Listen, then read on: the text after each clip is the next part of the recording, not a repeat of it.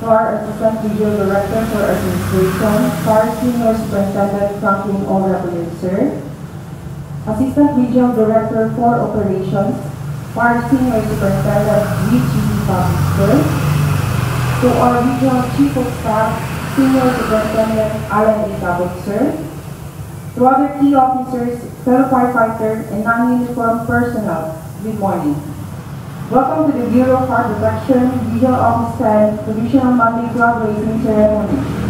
We are your hosts from the Legal Unit, Master Government Division, Public Information Unit, and ICT Unit.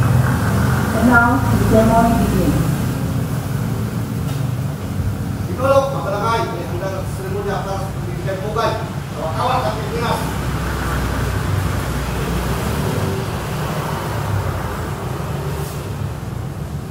Alis kopya! Ha! Ikolog! Alis kopya! Ha!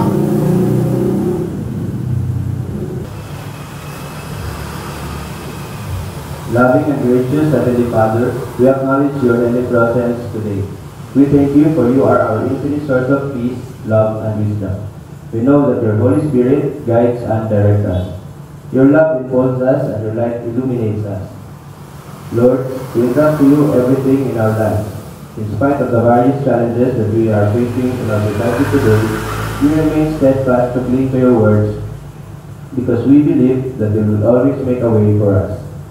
As we start to do our job of the week, we always pray for your spiritual guidance and direction because we are nothing without you. We need you, Father God, not only in moments of great difficulty and danger, but in every second of our lives. Lord, we pray for our leaders, from the president down to the lowest position in the government. Grant them with your heavenly wisdom, help them to lead and govern with integrity, and always give them the strength to do what is right for the benefit of everyone. As employees of the government, we likewise pray for your guidance and direction. Guide us in the work we do, that we may do it not for self alone, but for the common good. Teach us always to perform our jobs faithfully and diligently, so that we will always be a blessing and a source of inspiration to our co-employees, especially to the people who need our services. Give us always the strength to do, patience to bear, and let our courage never fail. All these things we ask and pray in Jesus' mighty name. Amen.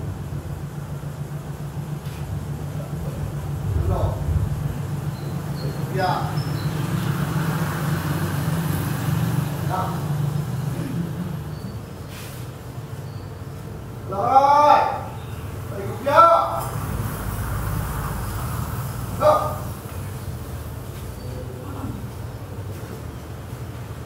Bukai kamay!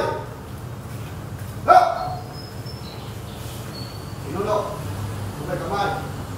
Ha! Ladies and gentlemen, the Philippine National Anthem.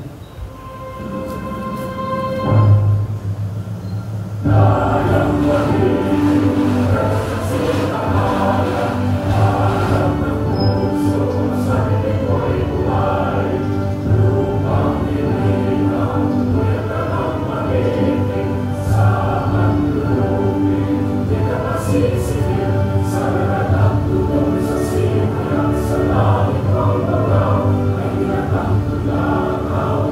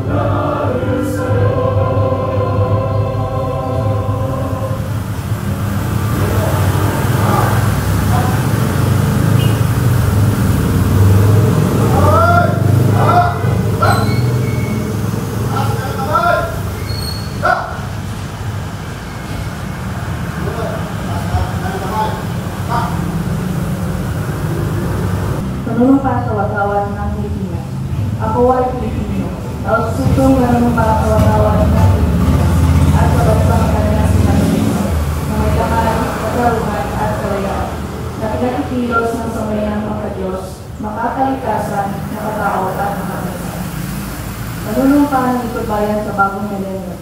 Ako ay isang lingkod bayan. Pangangalagaan ko ang liwanag niya sa loob ng mamamayan.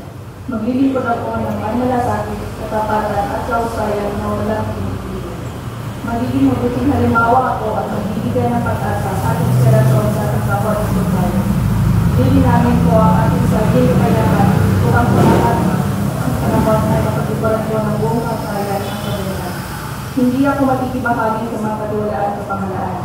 Titigilan at isisiwalat ko ito sa pamamagitan ng tama at angkop na pamahalaan. Isa sa buhay ko ang isang lingkod bayan, maka-Diyos, makatao, makakalikasan at makabansa. Tutugon ako sa mga hamon ng makapagong panahon, tungo sa halikain ng matatag, maginhawa at manatag na buhay. Sa mga tungkulin at hangarin ito, pasihan ng mga ng nagkakal. Ano? Pa! Ha! Naman! Pa! Ha!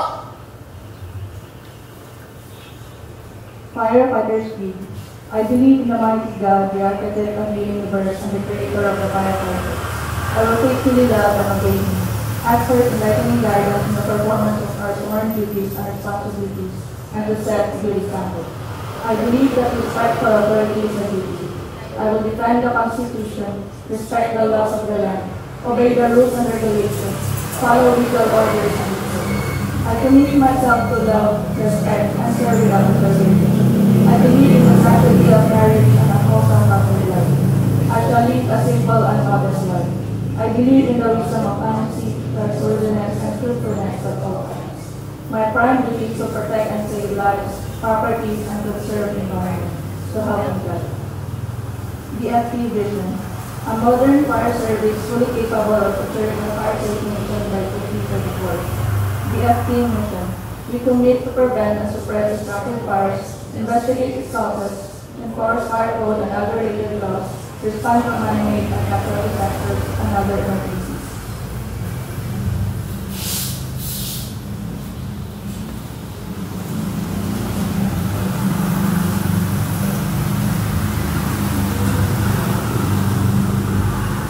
It is my distinct pleasure to introduce a remarkable individual who has dedicated his life to public service and the safety of our community. Born in the vibrant city of Cebu, he pursued his academic ambitions with tenacity, earning a Bachelor of Science in Computer Engineering from the University of San Carlos. Later, he pursued the Bachelor of Laws from Misamis University, showcasing his broad expertise and commitment to both technical and legal fields.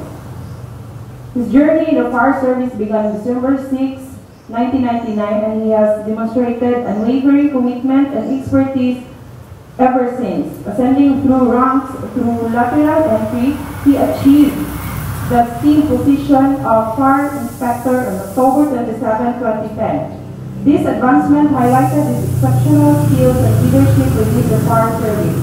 Graduated as one of the top 10 in their class during the Fire Officer Basic Course and achieving a top 9 ranking in the Fire Officer Advanced Course, demonstrates his exceptional skills and leadership. Under his guidance as City Fire Marshal, the Tanggol City Fire Station flourished, earning the prestigious recognition as the best City Fire Station the year 2020, a testament to his leadership and vision. His passion for service coupled with his extensive knowledge positions him as a key figure in promoting fire safety and emergency preparedness. As the Deputy Fire Marshal of Misamis Oriental, he plays a critical role in advancing fire safety and emergency response strategies. His extensive experience along with his educational achievements positions him as a leading authority in this field. Please join me in extending a warm welcome to our guest speaker, Fire Chief Inspector Zani P. Oquino.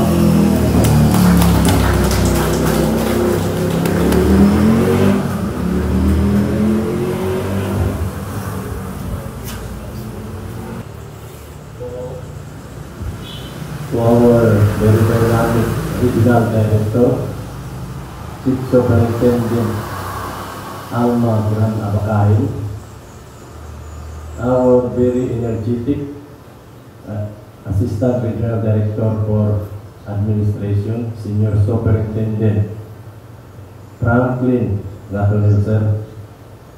Our very flexible Assistant Regional Director for Operation, Senior Superintendent, Chief Public, sir. Our vibrant and handsome Regional Chief of Staff, Senior Superintendent Alan Cabo, sir. To all division and section heads, other senior officers, junior officers,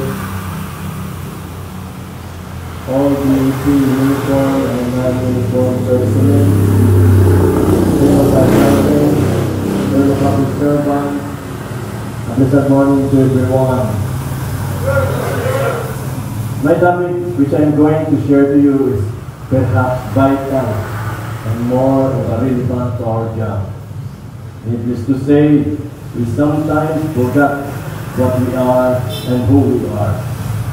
Being a public servant, perhaps this will bring us to remind that we are accountable to the people. Actually, my topic is all about public office is a public trust.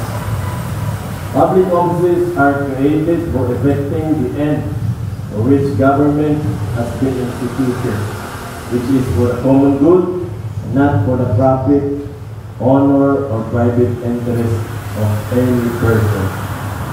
Public office is a public trust, created in the interest and for the benefit of the people, and belongs to them. Since an incumbent of a public office is vested with certain powers and duties, such powers delegated to the officer are held in trust for the people and to be exercised in behalf of the government or of all citizens who may need the intervention of such officers. Such trust extends to all matters within the range of his duties pertaining to that office. In other words, public officers are servants of the people and not their rulers. Public officers and employees must at all times be accountable to the people, serve them with utmost responsibility, integrity, loyalty, and efficiency, act with patriotism and justice, and lead modest lives. A public official or employee, therefore, occupies a very delicate position which exacts from him certain standards which generally are not demanded from or required of an ordinary citizen. He occupies the office to render service to the people and not as a means to promote his personal interest.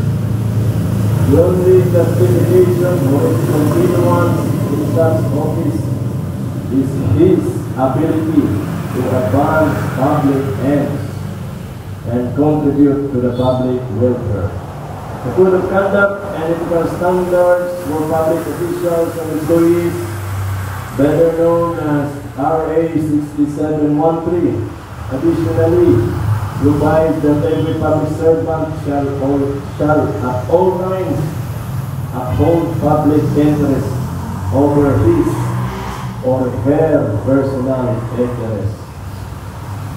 Public interest, a term that eludes exact definition and that embraces broad spectrum of subjects which the public may want to know, either because these directly affect their lives or simply because such matters naturally arouse the interest of an ordinary citizen.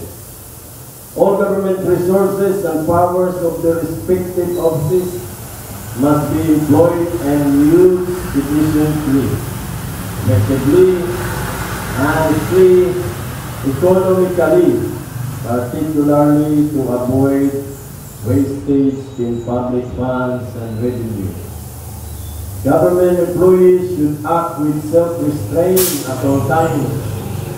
Belligerent behavior has no place in the government service and must act with self-control even when confronted with rudeness and insolence, and improve his relationship with his co-employees, tact and courtesy in his dealing with the public. He must perform the duty of his office faithfully and to use reasonable skills and diligence, and to act primarily for the benefit of the public.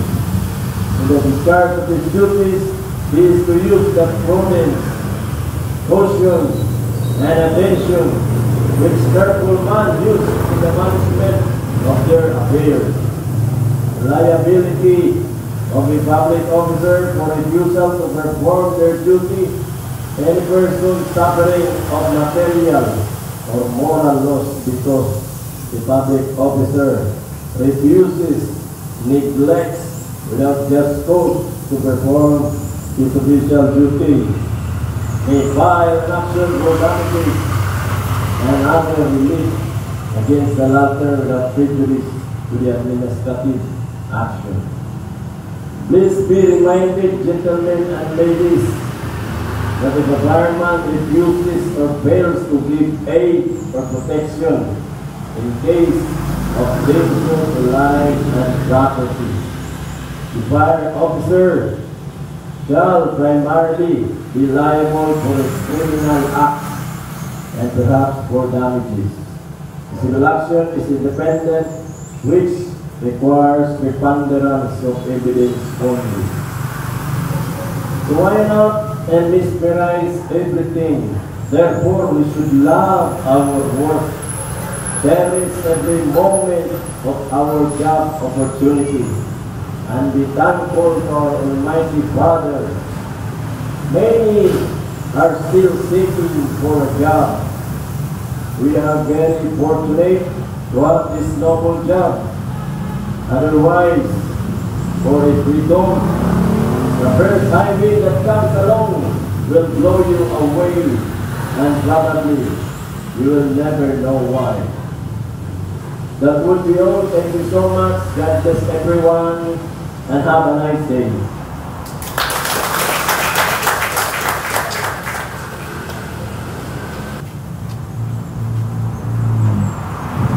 Thank you for that message, sir. At this juncture, we will call in our Assistant Regional Director for Administration. Citation read, Medalya ng Papuri pursuant to the Bureau of Farm Protection 10 Program of Awards and Incentives for Service Excellence. This Medalya ng Papuri is hereby conferred to Fire Chief Inspector Stefani P. Olmedo, Jr., Deputy Provincial Fire Marshal, Misamis Oriental, DFP Region 10, for his insightful contribution and commendable performance as a group information and education speaker during the traditional Monday graduation ceremony held on August 19, 2024 at the DFP Regional Office 10. Such display of dedication and commitment serves to inspire and motivate others, contributing to the successful achievement of the DFP mandates and programs, thereby worthy of recognition and emulation. Given this 19th day of August 2024, the Office of the Regional Director, DFP 10, Colonel Extension, Carmen Tobeli, Oro City. Signed, Almodran Abakahin, MMPA, MPSA, Fire Chief Superintendent, DSC, DFP Regional Director.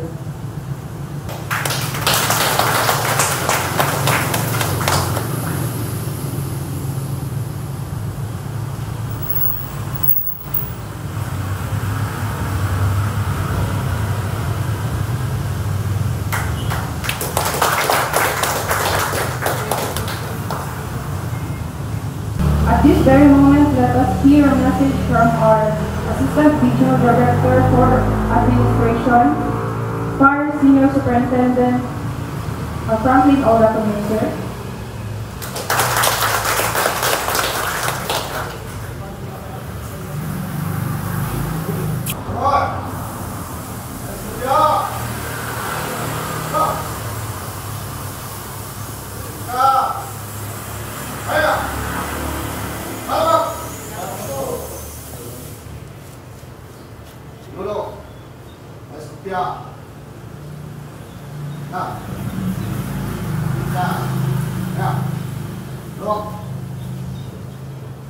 For Regional Director, Francis President Almaga Napakari.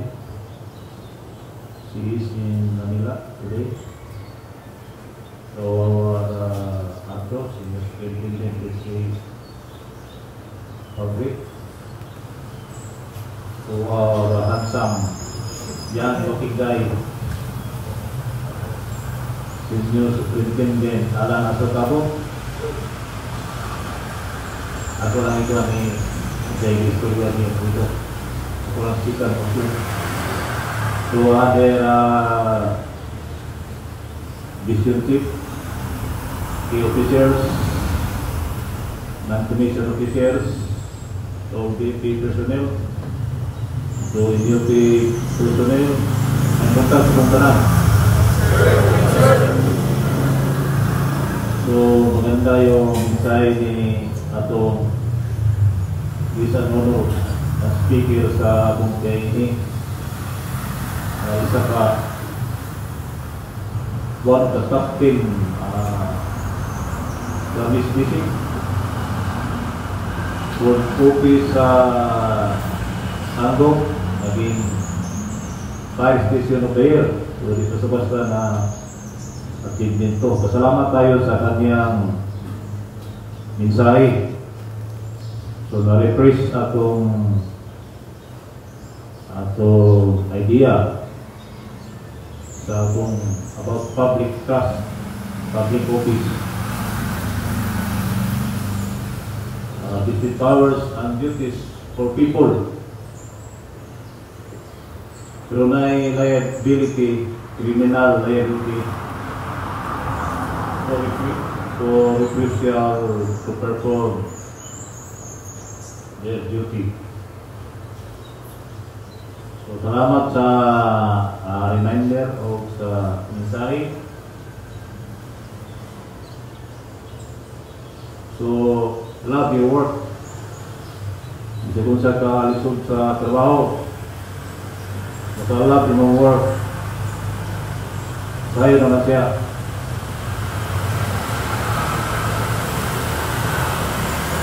Bisa kung sa kasayon, kung ikaw ganahan, lisod na siya. Kung sa training, kung ganahan din ka, bisa kung sa kalisod,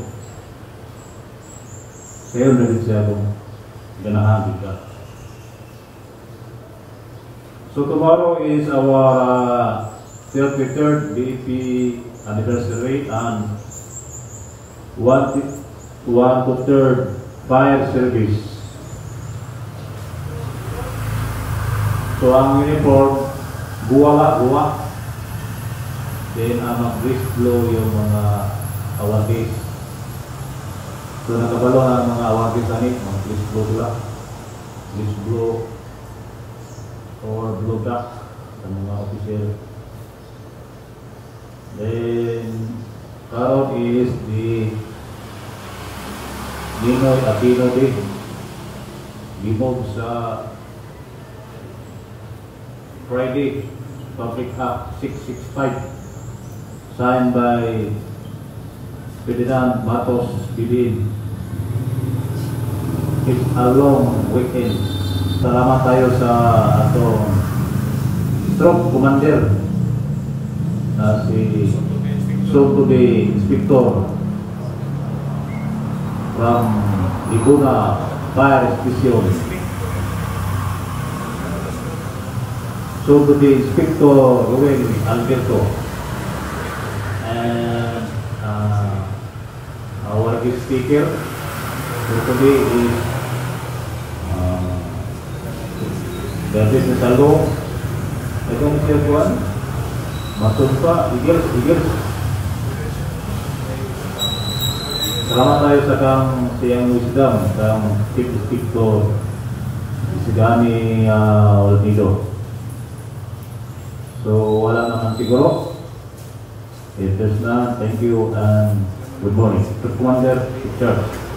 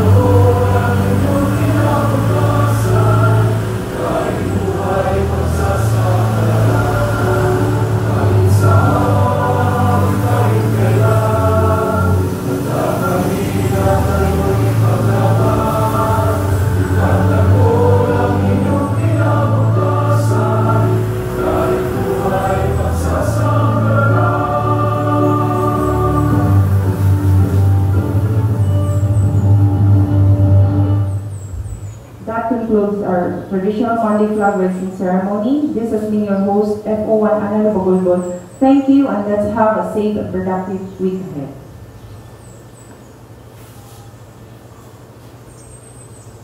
Pinuno. Tapos na po ang seremonya sa pagbibigay pugay sa watawat ng Pilipinas. Hindi po na kayo tulog. Kailan sa